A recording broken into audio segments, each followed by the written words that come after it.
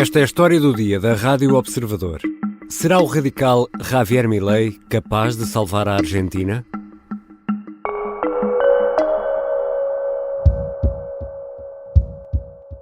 Quiero darle las gracias a todos y no podía terminar de otra manera.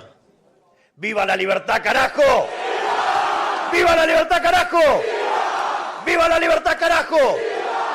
Dios bendiga a los argentinos. Muchas gracias. Javier Milei venceu este domingo a segunda volta das eleições argentinas, com 55% dos votos. O economista, celebridade de televisão, derrotou o peronista Sérgio Massa, que ficou pelos 44%. Milei terminou de forma habitual o discurso da vitória. É tido como um ultraliberal de extrema-direita que defende uma política de quase Estado zero. Mergulhados numa profunda crise económica, os argentinos escolheram um candidato sui generis e que promete soluções radicais. Quem é afinal este homem e que políticas defende? Vou conversar com João Gabriel de Lima, escritor, colaborador da revista Piauí e investigador do Observatório da Qualidade da Democracia da Universidade de Lisboa. Eu sou o Ricardo Conceição e esta é a história do dia, de terça-feira, 21 de novembro. E fica ainda um aviso. Neste episódio, há linguagem grosseira.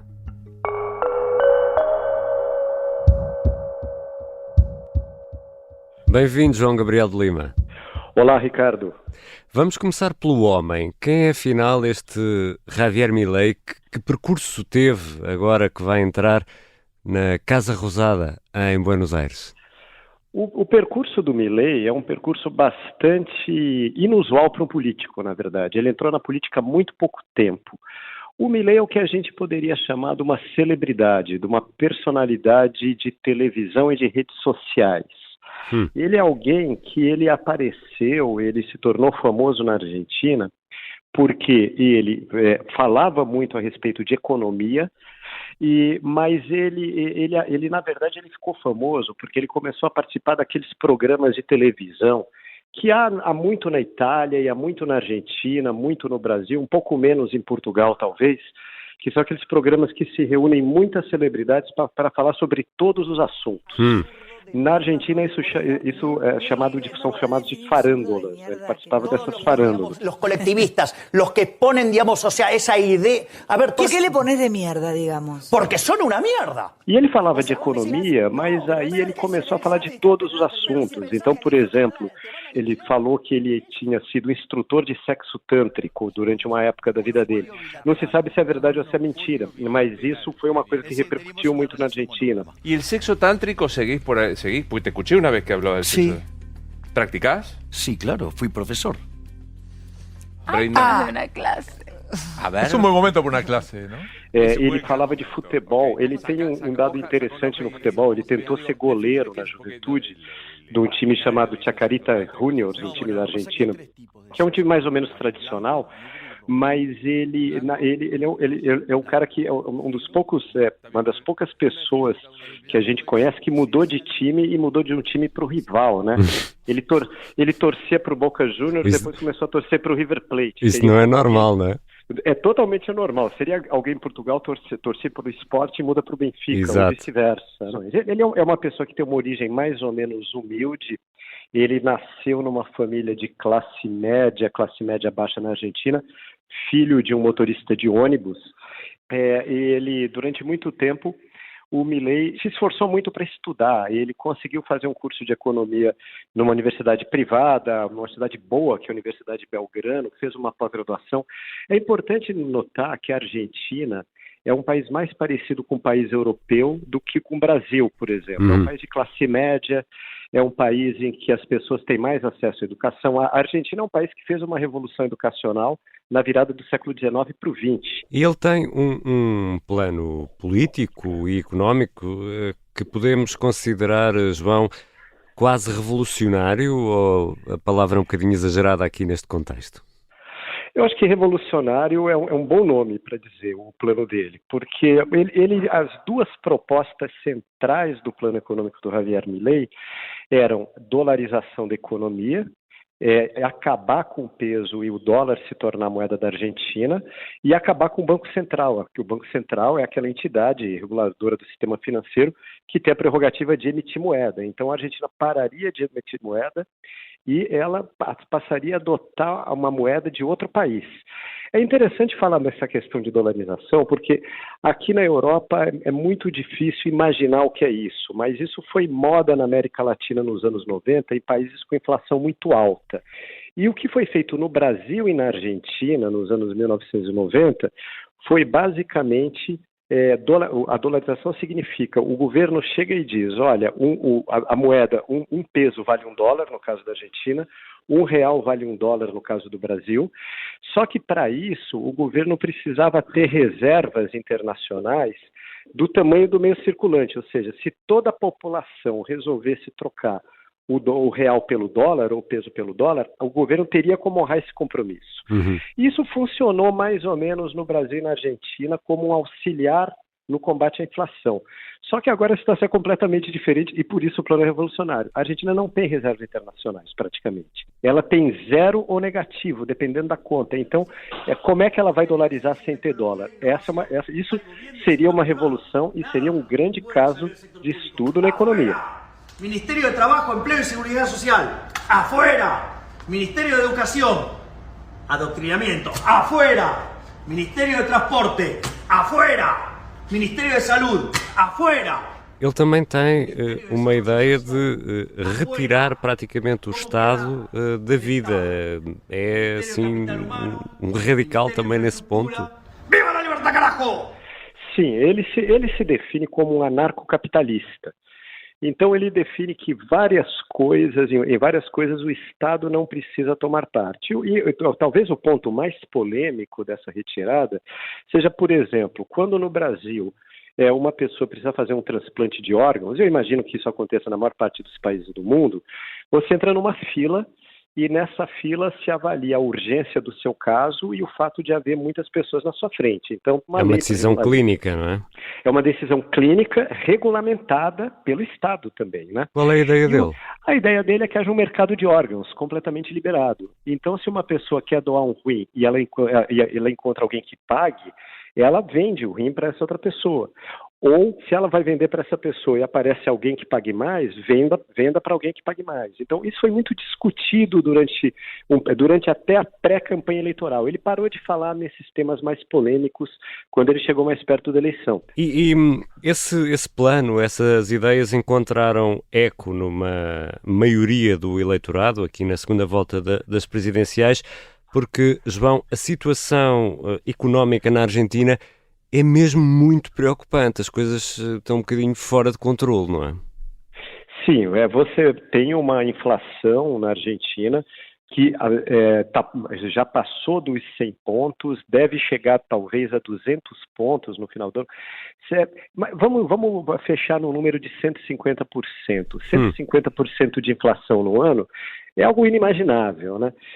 Eu, na minha infância, por exemplo, o meu pai ia ao supermercado no dia que ele recebia o salário e comprava tudo para o mês e guardava em casa, porque no final do mês os preços seriam mais altos. E foi uma quase hiperinflação no Brasil. A Argentina teve uma hiperinflação. Na hiperinflação argentina, o dinheiro desvalorizava todo dia, então as pessoas usavam o dinheiro como papel de parede. Isso existe, foi documentado, porque já não valia nada. O dinheiro que você recebia de manhã, no dia seguinte não valia mais.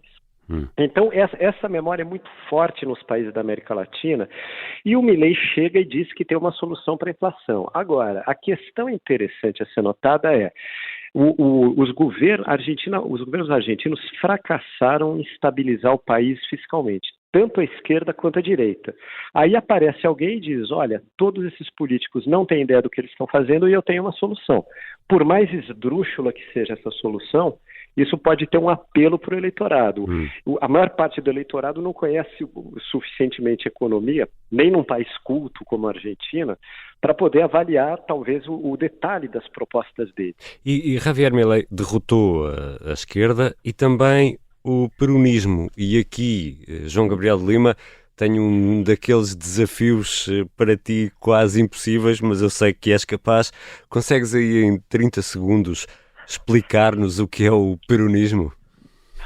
Bom, em 30 segundos é muito pouco, mas o peronismo seria seria algo, né, uma corrente política fundada pelo Juan Domingo Perón, que foi um ditador na Argentina nos anos 40, nos anos 1940, voltou ao poder depois e continuou muito influente, e basicamente é algo muito assentado nas bases, nos sindicatos, né?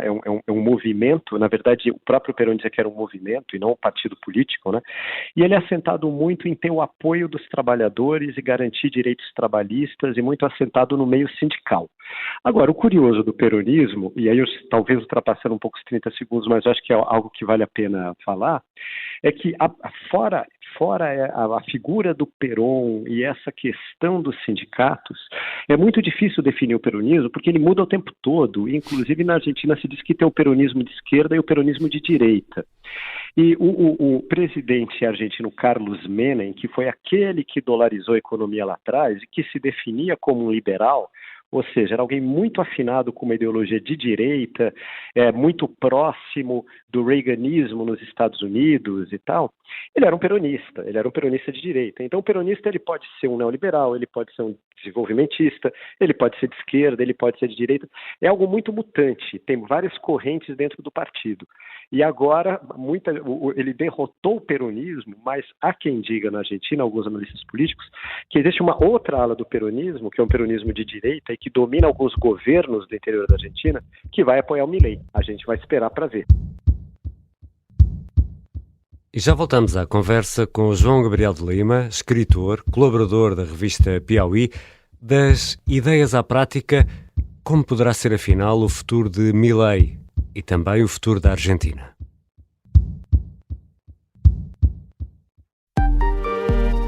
Estávamos na brincadeira e ele, de repente, conta-nos que ia desviar um avião. Este é o Piratinha do Ar. Abriu a porta, entrou por ali dentro e apontou-nos a arma.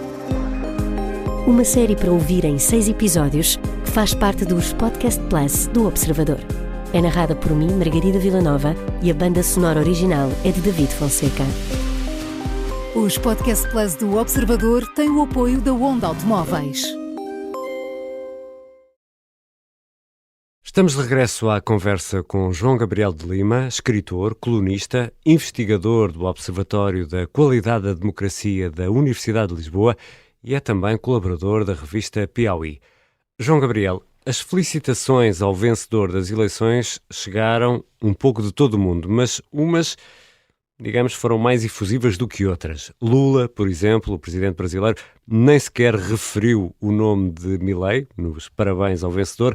Já outros, como Bolsonaro, Santiago Abascal ou por cá André Ventura, festejaram como se estivessem quase em Buenos Aires. Ora, isto, João, pode levar-nos a uma leitura.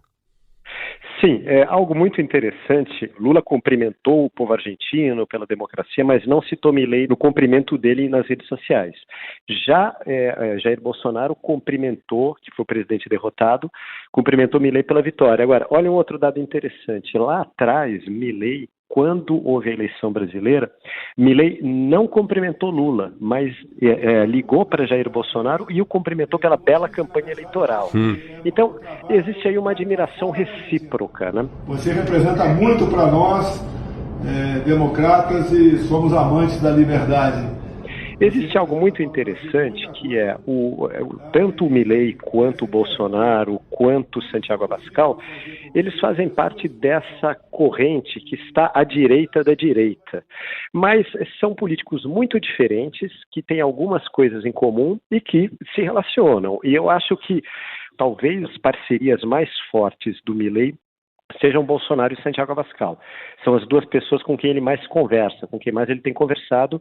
Bolsonaro porque ele representa essa ultradireita no país vizinho, e o Santiago Abascal porque ele tem uma fundação, inclusive na Espanha, que ele tenta juntar políticos dessa corrente mais à direita, dentro da América Latina. O Abascal ambiciona ser um líder dessa corrente na América Latina, inclusive criou uma fundação que chama Fundação de Censo. Mas eu diria que são políticos muito diferentes, e aí se a gente analisa no detalhe, fica mais interessante, porque, por exemplo, Bolsonaro, ele é um político que fez carreira no Brasil, e ele é um político de carreira, né, ao contrário do Milei, que entrou para a política muito recentemente, mas ele fez carreira defendendo basicamente uma ideia, que a ditadura militar brasileira não tinha sido tão ruim quanto a maior parte dos brasileiros acha, né? Então, o Bolsonaro, ele seria uma extrema-direita autoritária na raiz, né, embora ele não tenha conseguido dar um golpe, né, nem nada do gênero.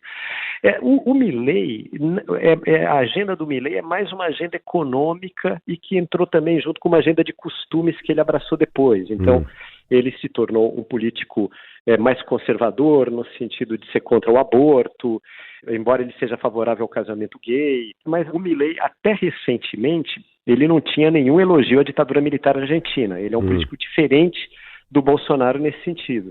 Então são políticos diferentes, mas eles se mantêm em contato porque eles têm algumas coisas em comum. Eu acho que a primeira coisa em comum é um slogan anti-socialismo, anti-esquerda. Eles se acham basicamente mais capazes de combater a esquerda do que a direita tradicional, que é aquela direita que leva propostas econômicas e projetos de país ao debate público. E João, como é que funciona o sistema político na Argentina? O presidente tem plenos poderes ou tem de negociar constantemente com o Parlamento? Como é que funciona? O presidente tem que negociar com o Parlamento, né? É um modelo, o presidencialismo típico da América Latina, que eles chamam lá de presidencialismo de coalizão. O presidente, ele tem muito poder, varia o tamanho do poder de país para país, mas ele sempre tem que negociar com o Congresso. Agora, na comparação com o Brasil, a Argentina tem uma peculiaridade que torna as coisas mais difíceis para o Milei do que foram para o Bolsonaro no Brasil ou para qualquer governo no Brasil. O Brasil, ele tem partidos de direita, partidos de esquerda, mas ele tem uma série de partidos no meio que não são muito nem de direita nem de esquerda, são partidos que representam mais interesses regionais, né? Interessante lembrar que o Brasil é um país com mais de 200 milhões de habitantes e 26 estados, né?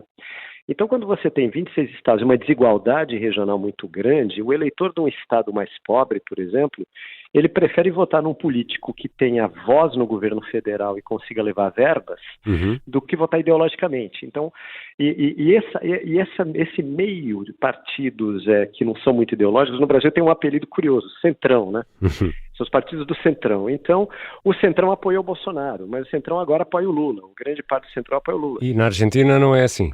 A Argentina não tem um Centrão. Essa é a grande dificuldade que o Milei vai ter que seguir. A Argentina tem um sistema político mais organizado que o brasileiro. Então, os partidos lá têm mais fidelidade partidária, mas de uma maneira geral ele tem poucas forças com as quais negociar, quer dizer, não tem essa miríade de partidos que o Brasil tem.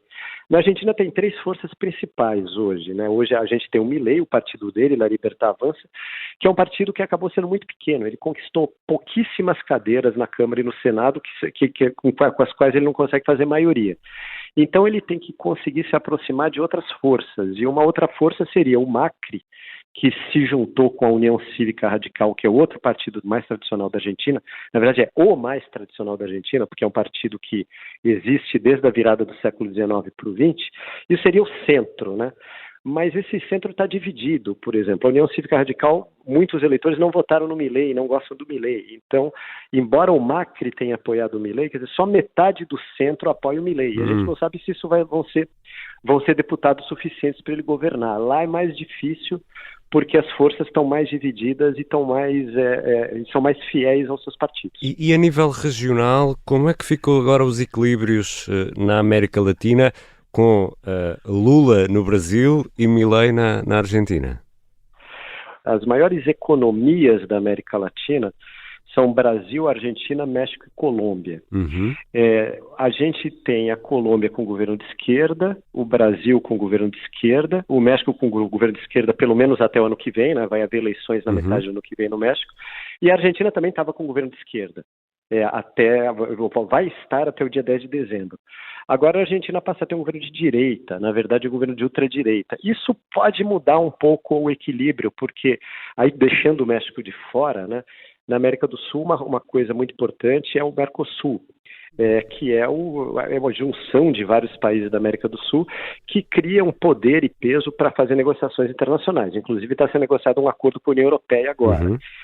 E o fato da Argentina ter um presidente de direita não mudaria muito isso se fosse um presidente de uma direita mais normal, como o Uruguai, por exemplo. Uhum. A dúvida em relação ao Milei é que ele passou a eleição toda dizendo que ele acabaria com o Mercosul. Essa era outra das propostas dele, que a Argentina não precisaria pertencer a um bloco para fazer negociações no mundo inteiro. Então isso é uma coisa que causou muito incômodo em todos os países da América do Sul e notadamente no Brasil. E agora a grande dúvida é, ele vai manter a ideia dele de tirar a Argentina do Mercosul ou ele vai, ao contrário, moderar o seu discurso, começar a negociar? João, e aqui chegados e perante tudo o que acabaste de explicar, qual é a expectativa em relação a este consulado de Milei, sobretudo na Argentina? As coisas vão correr de forma pacífica? O meu orientador, eu faço doutoramento aqui na Universidade de Lisboa, Andrés Malamud, e o Malamud ele tem escrito muito a respeito de como na Argentina a economia não funciona, mas a política funciona. Seria um pouco diferente do Brasil, onde a economia bem ou mal funciona. O Brasil bem ou mal tem uma moeda, a inflação está sob controle, o dólar está mais ou menos estável e tal. E na Argentina não tem uma moeda, a inflação disparou e o dólar, existem várias nuances do dólar na Argentina. Então, a economia argentina não funciona muito bem. Mas na política argentina, em geral, prevalecem. Há alguns momentos mais complicados, como a gente, quando teve o fim da dolarização, em geral por razões da economia, né? Quando a Argentina quebrou em 2001, as pessoas saíram às ruas e vieram com o slogan "que se vayan todos", que todos voltem para casa, porque nenhum político consegue dar jeito no país, na visão deles. Mas a questão a questão da política argentina, fora esses momentos muito críticos, ela em geral funciona bem. E o Malamud dá sempre um exemplo da questão do aborto na Argentina. Houve um movimento muito forte pró-aborto, um movimento muito forte anti-aborto. Quando o movimento anti-aborto ganhou, o movimento pró-aborto foi para casa e tentou se organizar melhor para, numa próxima votação, ganhar. Aí na votação seguinte, o movimento pró-aborto ganhou, o movimento anti-aborto foi para casa e deve estar pensando agora em como fazer para recolocar o seu tema na agenda, talvez com um governo mais de direita e que é um governo anti-aborto, talvez isso fique mais fácil. Mas o ponto é, mesmo num tema divisivo e passional como o aborto, a Argentina costuma funcionar bem nesse sentido. Quem perde volta para casa, pensa bem e reapresenta suas propostas depois. Esse é o normal da Argentina. Agora, o que torna o cenário imprevisível como eu disse agora há pouco, em momentos críticos, como a quebra da Argentina em 2001, a população foi para a rua batendo panela. Era esse o código, né?